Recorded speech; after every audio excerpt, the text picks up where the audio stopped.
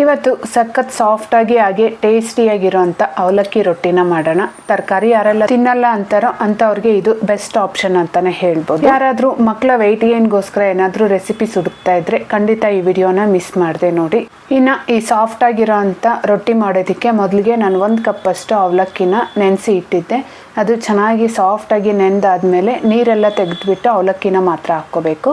ಅದೇ ಕಪ್ಪಲ್ಲಿ 1 ಕಪ್ ಅಷ್ಟು ಅಕ್ಕಿ ಹಿಟ್ಟು, 1 ಸ್ಪೂನ್ ಜೀರಿಗೆ, ರುಚಿಗೆ ಬೇಕಾಗಿರೋಷ್ಟು ಉಪ್ಪು, ಹಾಗೆ ಅರ್ಧ ಸ್ಪೂನ್ ಶುಂಠಿನ ತುರಿದು ಹಾಕ್ಕೊತಾ ಇದ್ದೀನಿ. ಹಾಗೆ 4-5 ಹಸಿಮೆಣಸಿನ್ಕಾಯಿನ ಗ್ರೈಂಡ್ ಮಾಡಿ ಹಾಕ್ಕೊತಾ ಇದ್ದೀನಿ. ಕಟ್ ಮಾಡಿ ಸಹ ಹಾಕ್ಕೋಬೋದು. ಹಾಗೆ ಕೊತ್ತಂಬರಿ, ಕರಿಬೇವಿನ ಎಲೆ, 1 ಕ್ಯಾರೆಟ್ನ ತುರಿದು ಹಾಕ್ಕೊಂಡು, ಹಾಗೆ 1 ಬಾಯ್ಲ್ ಮಾಡಿರೋ ಅಂತಹ ಆಲೂಗಡ್ಡೆನ ಸಹ ತುರಿದು ಹಾಕ್ಕೊಂಡು ನೀರೇನು ಹಾಕ್ದಿರ ಹಾಗೇನೆ ಹಿಟ್ಟನ್ನ ಚೆನ್ನಾಗಿ ನಾದ್ಕೋಬೇಕು.